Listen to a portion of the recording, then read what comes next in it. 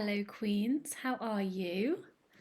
Before we get started, and before I forget to share with you, this coming Friday, which is, one sec, what's the date this Friday?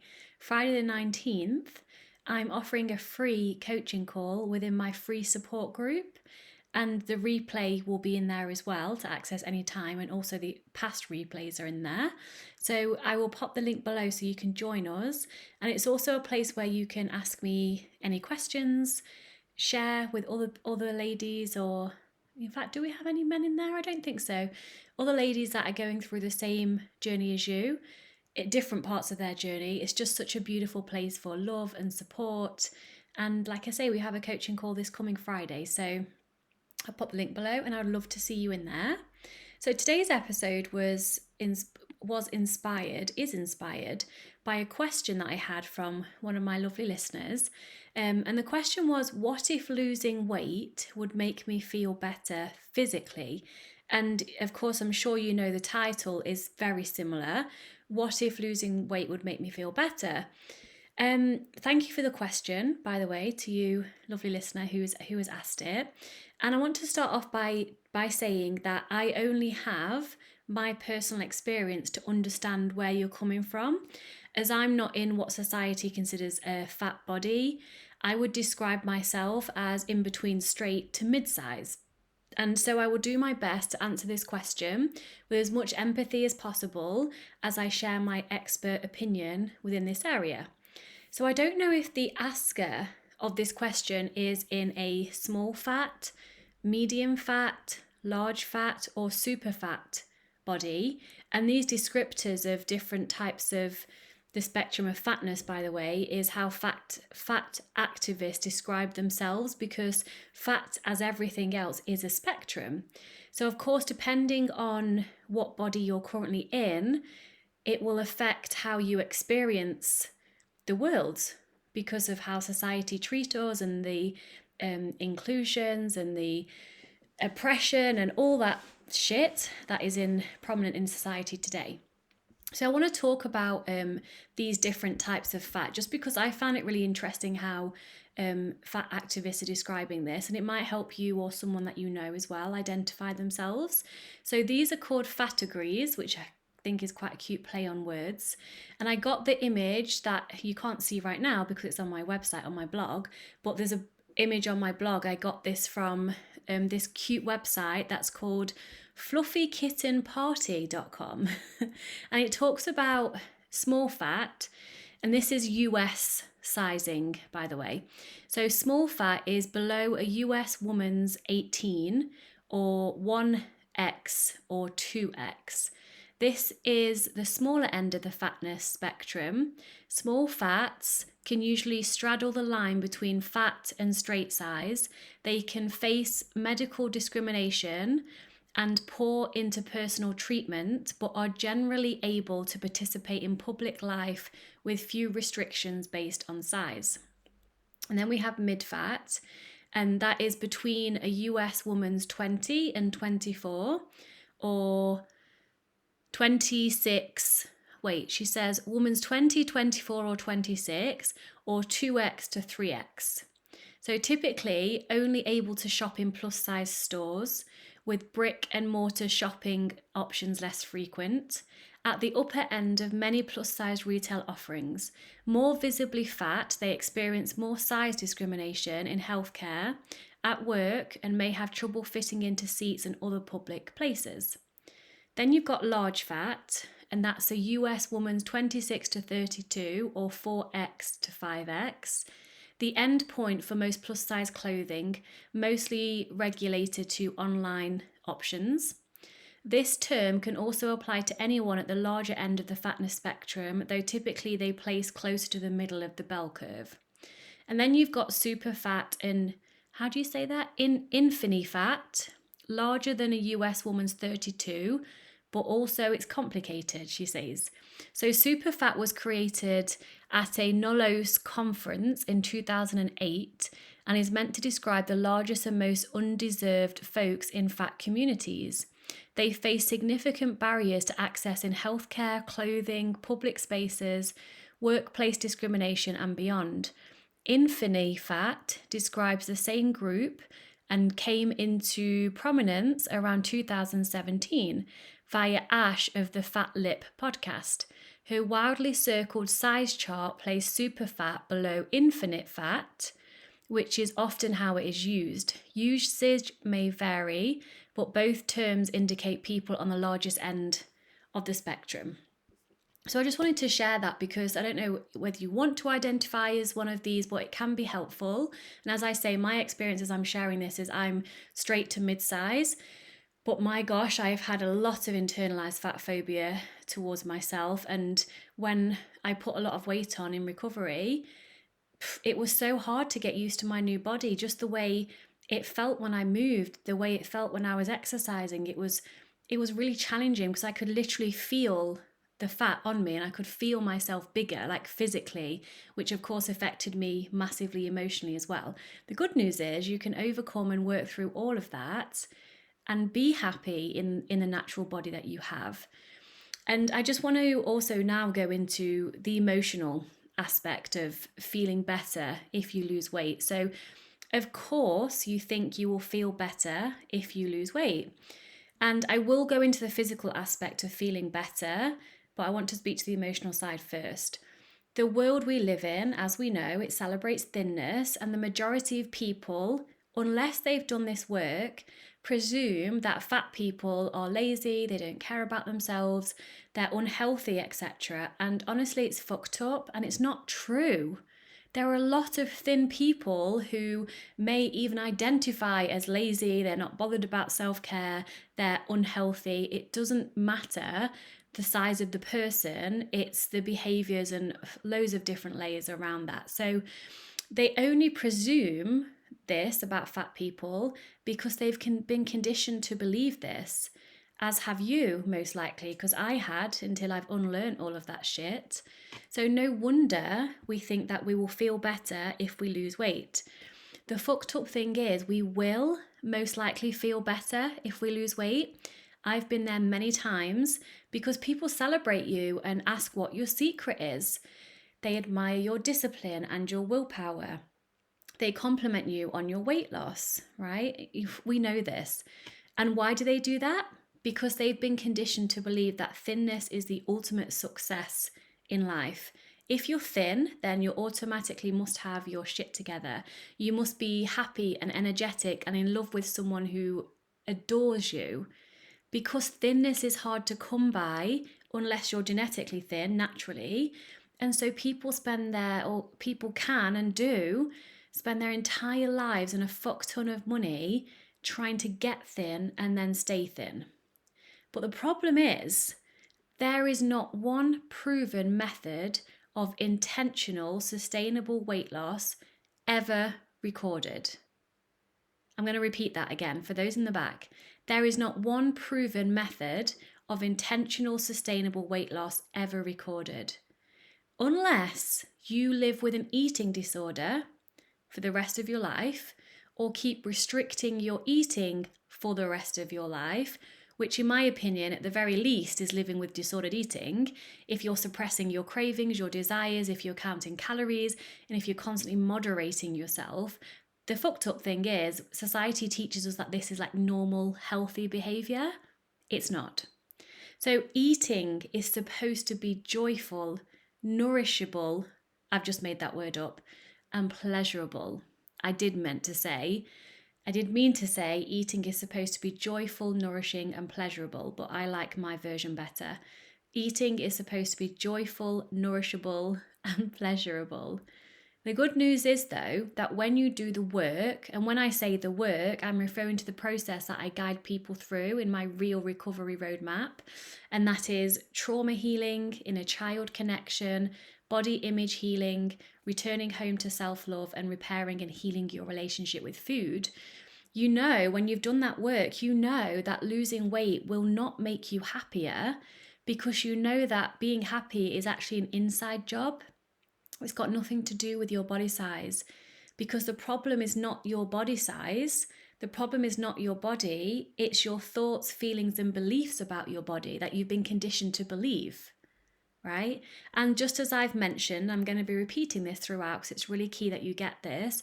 There is no way of sustainable intentional weight loss unless you want to live with an eating disorder or disordered eating for the rest of your life.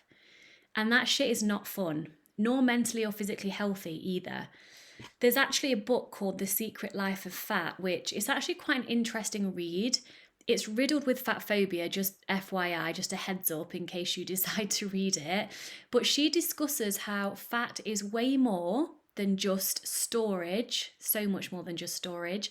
And if you want to lose weight and keep it off for good, you have to keep restricting every day of your life, eating less and less over time. She also speaks to the genetic component of obesity and morbidly obesity, which again is supportive of going against the standard obese people just need to take care of themselves, as if it's simply not a choice, as if it's simply a choice not to be fat. And my question is it a choice to be fat? No. There are many layers to this, right? As I'm sure you can imagine, everyone is so different. Everyone has different stuff going on mentally, physically, emotionally, in their environment, socially, with money in their financial situation, all of those things. Of course, lifestyle supports health and can have an impact on body size, but not as much as we might think. The most determined factor in body size is, of course, genetics. And when we have a happy and healthy relationship with food in our bodies, only then do we arrive at our natural set point weight, which is healthiest for us. And people often ask me, what about people who eat McDonald's all day, every day? Probably an exaggeration, but you know where I'm going with this, who are fat. And I say, we have no idea what is going on for them. Maybe they're so disconnected from their bodies, they don't know what feels good physically or emotionally for them concerning foods. Maybe they're emotionally eating all the time. Maybe they're only eating for convenience and they haven't been shown another way. Maybe they don't know how to nourish themselves.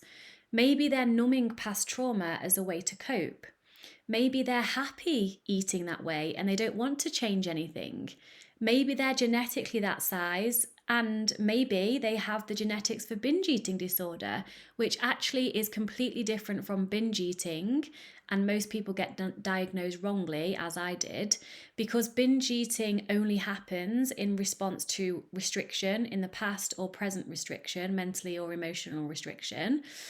But binge eating disorder, it has to do with the hunger and fullness hormones not functioning correctly. So the person is always hungry. And she actually speaks to that in the book, The Secret Life of Fat. It's not an eating disorder book. It's very fat phobic, but I took a lot from it in my research and, the work that I do. We just don't know what's going on with a person. So would these people lose weight naturally if they healed any trauma they might have? If they learnt, or I say, if they remembered how to eat with intuition? Would they lose weight naturally if they regulated their emotions, created joy in their life, and so many other things that I support people with? Maybe, maybe not. We don't know. So being fat, it's simply not a choice just to be fat or not to be fat. And just in case you've forgotten, I'm going to remind you again, there's not one proven method of sustainable, intentional weight loss ever recorded. Let's go into feeling better if you lose weight then. We're still on the emotional side of things right now, because as you can imagine, this is, I don't want to say more important because that's not true. And again, I speak from my own experience. I can fit in chairs and on plane seats and things like that. But in my experience, and I promise I will go onto the physical aspect of it, it's primarily emotional. The emotional experience you will have, whether you're in a super fat body, a small fat body, a mid body, and you just have a lot of internalized fat phobia. It's the emotional aspect of the things, the shame and all of that. So I've got some homework for you to do, and those of you that are really interested and actually want to deeply improve and transform, I invite you to actually do it, not just listen to it. I would like you to write a list of why you think you would feel better if you lost weight from an emotional perspective. We'll delve into the physical aspect in a moment. This is what my list used to look like.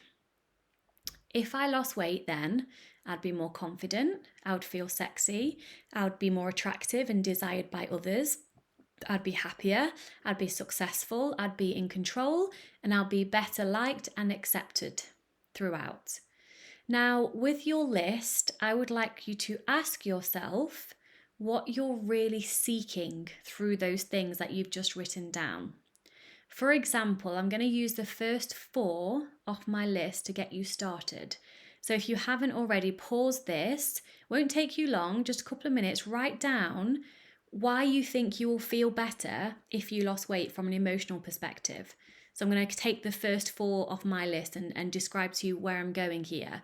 And it's only because I know my past self and my current self so well that I'm able to articulate this and get to the root very, very quickly. So these are examples, as I said. Take your time going through these kind of questions for yourself, and you might find out a lot about yourself that you didn't realize was going on beneath the surface, okay? So the first one for me, I would be more confident if I'd lost weight. This was my old list. The question I asked myself, what would it mean if I was more confident? I would be able to be more myself without worry of judgment. So my core seeking then was authentic self-expression. The second one, I would feel sexy if I had lost weight. What would it mean if I felt sexier? I'd be able to relax and receive pleasure during intimacy without worrying about what my body looked like to my partner. So my core seeking then was self-acceptance and being able to receive and have pleasure. The third one, more attractive, desired by others. What would it mean if I were more desired by others? I would feel powerful and in control. So my core seeking there, I was seeking to feel empowerment within myself and safety to do with the control, right? And part of this for me was if I had men like running after me, so to speak, not literally, but metaphorically, and I only chose partners who were, quote, I was out of their league or whatever they would say. I did that for a reason, unconsciously, because then I would feel safer, because I would be more in control, because they wouldn't then hurt me, they wouldn't abandon me, they wouldn't break my heart, because they wouldn't leave me, right? So it helps me to feel more in control. It helps me to feel very powerful because, you know, sex sells, and a lot of men, I'm just going to say it, think and lead with their penis. Not all of them.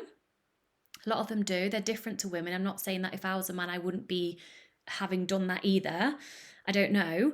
But that's the world we live in. And so to be desired by many gave me a sense of power, you know? So my core seeking for that, though, was empowerment, which is inner power and safety. My last one, with the 4 examples I'm going to give, I would be happier if I lost weight. Well, what would it mean if I were happier? Well, who doesn't want to be happy? Being happy feels good. Okay, so why would losing weight make me automatically happier? Because I would like the way I looked.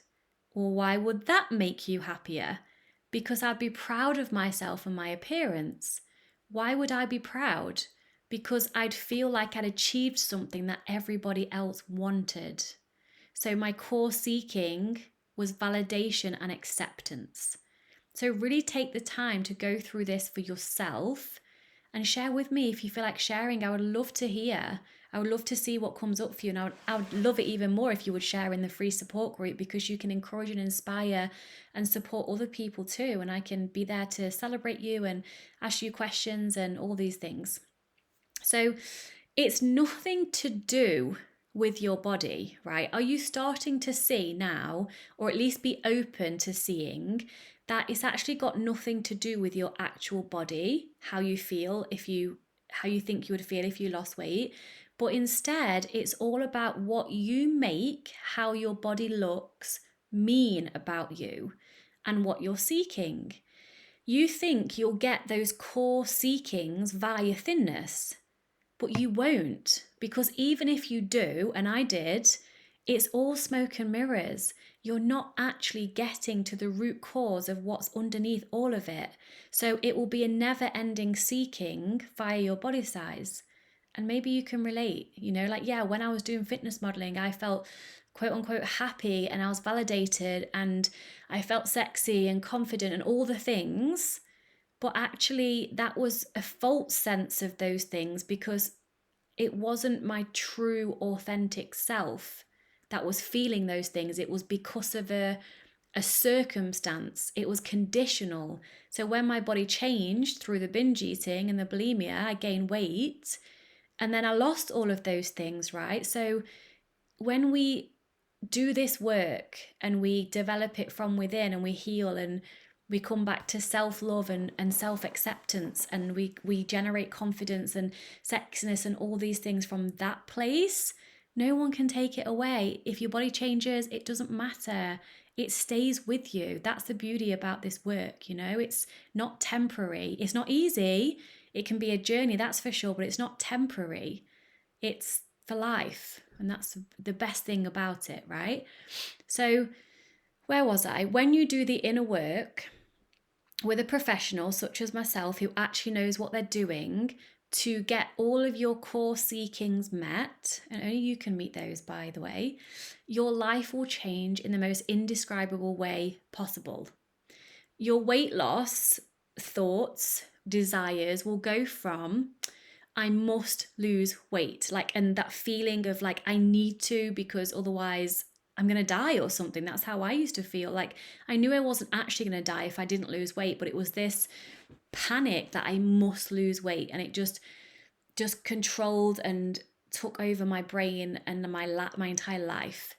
It goes from I must lose weight and then proceeds to think about this for infinity hours to it would be nice if I was magically thinner, but honestly, who the fuck cares?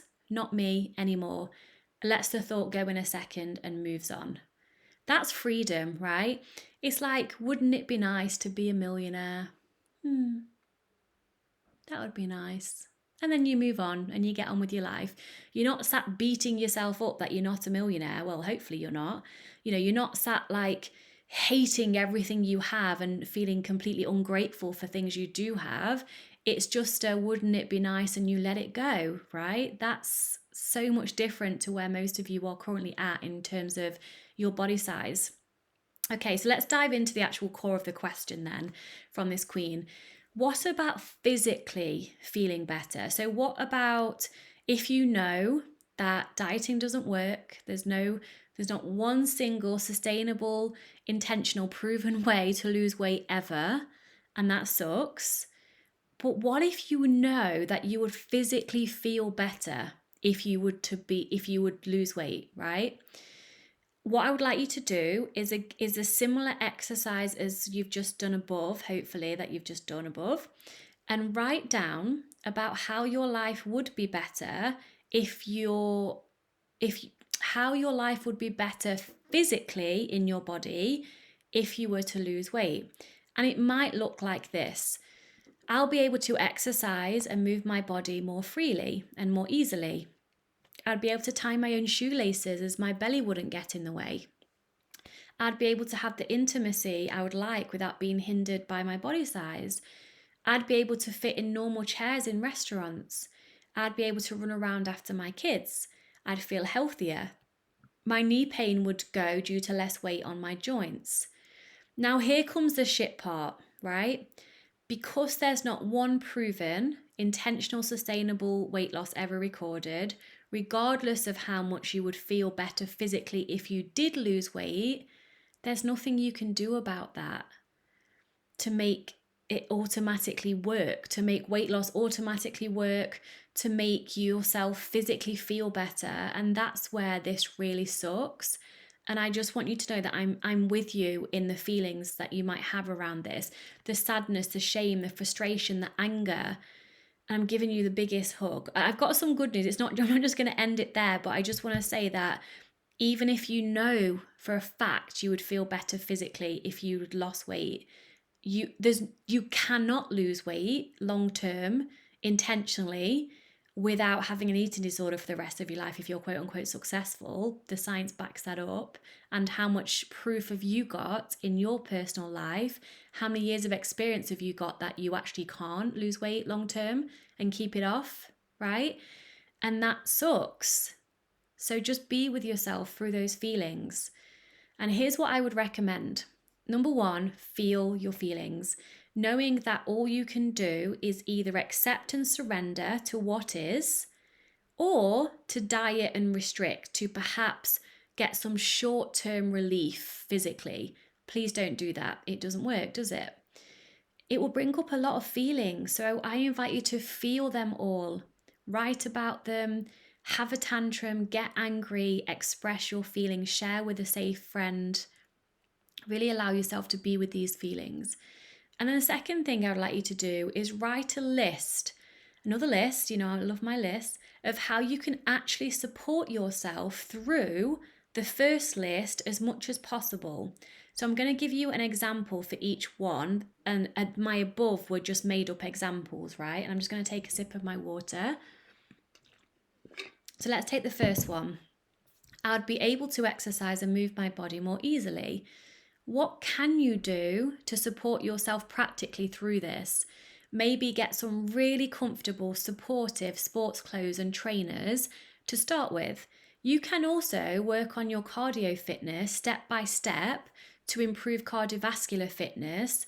You'll be able to improve this regardless of your body size, and then you'll find it easier to move around and stuff. I know if your physical body is in your own way, that won't magically disappear, and you can have things to support you with that. So I even need chub rub shorts, because in the summer when I'm not wearing tights, my legs love each other so much they just keep touching each other. I got that from Snag Tights website, and this is what I buy, snagtights.com. They've got those little short tight things that stop leg chaffing, and they're a godsend. So there are things that you can do to support yourself.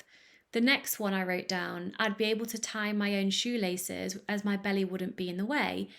Can you get a step to support yourself with this? Practically, can you get a step made at the perfect height, or buy one where you can pop your foot onto so you are able to tie your shoelaces, Another one, I'd be able to have the intimacy I'd like without being hindered by my body size.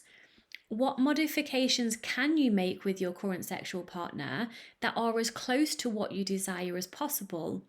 Get creative here. There are all sorts of things out there, including sex swings and support harnesses and such like. And I don't actually speak from experience with that.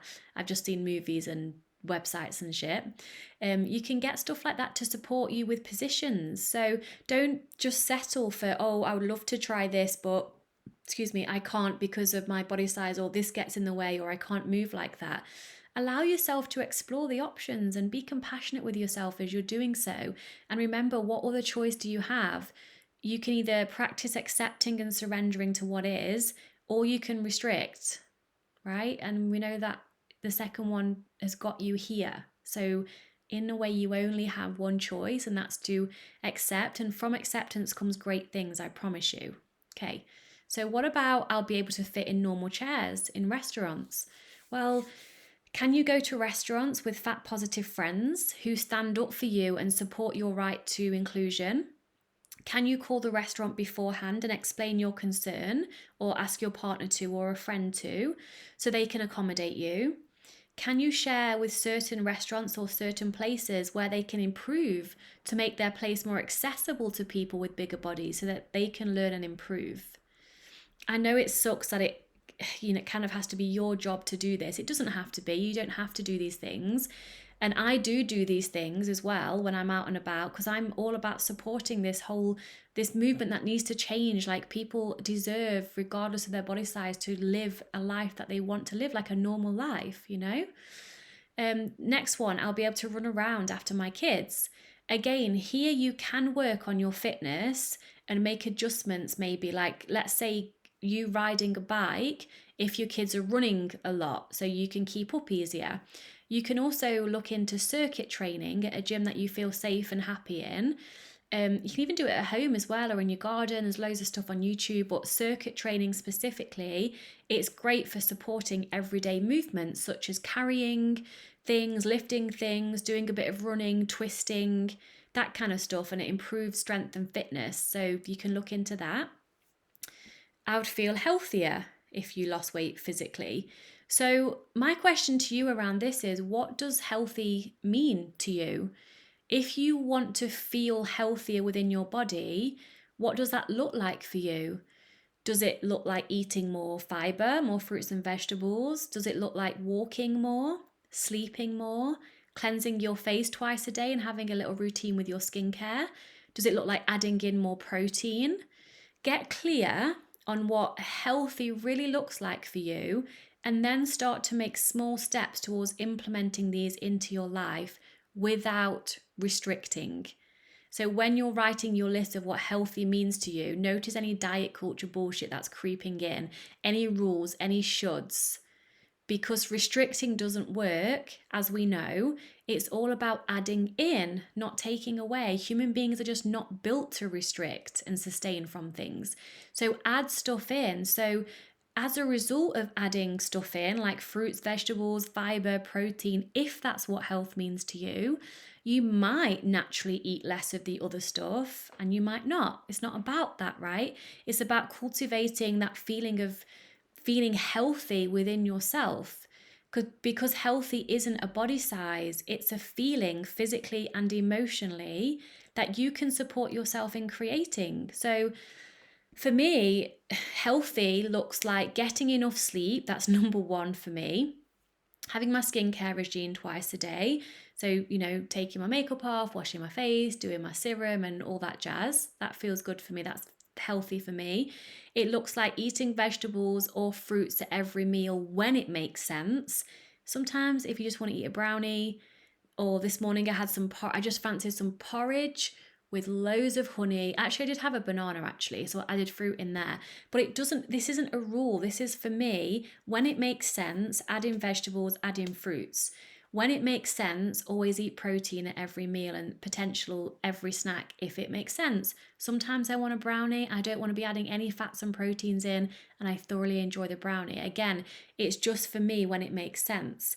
Healthy to me looks like moving my body by at least one walk a day. I have a big dog anyway, it's easier for me. By walking 2 to 3 times a day, at a pace that suits me. It looks like going to the gym and working out 3 times a week, because I love that and I feel strong and keeping my fitness up and all these things. So what does healthy look like to you, right? And the last one I gave a suggestion on was my knee pain would go due to less weight on my joints. Do you absolutely know this to be true?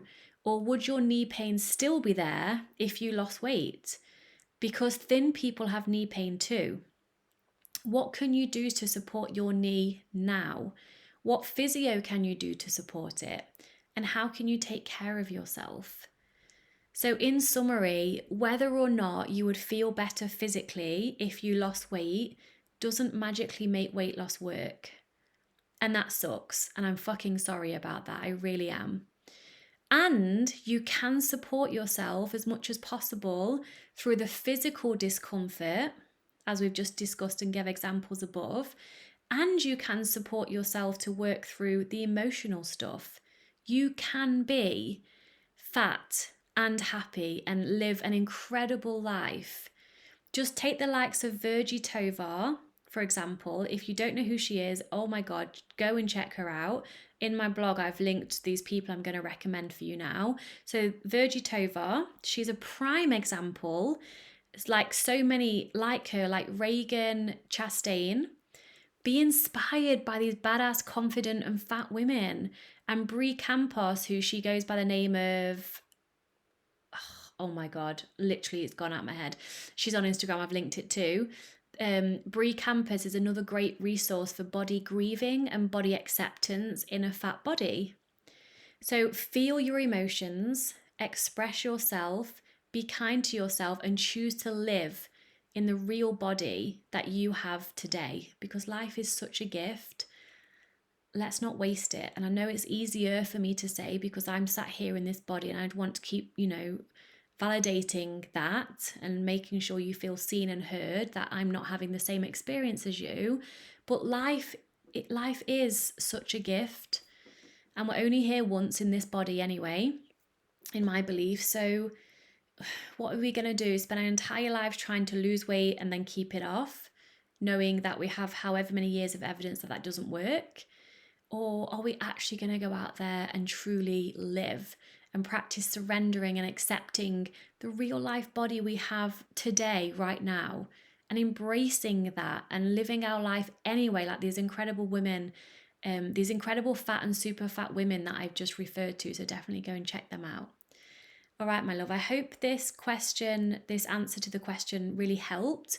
Not only the question asker, but all of my other listeners, because of course it's the fear of fatness, not always, but is a big part of eating disorder recovery, the fear of that, regardless of what body you're in currently. So sending you all so much love. Any questions for any podcast, please let me know. I love questions. And I'll see you next time. And don't forget to join my free support group. We've got a free coaching call this Friday. The recording will be in there, and I'll answer any questions you may have. Much love.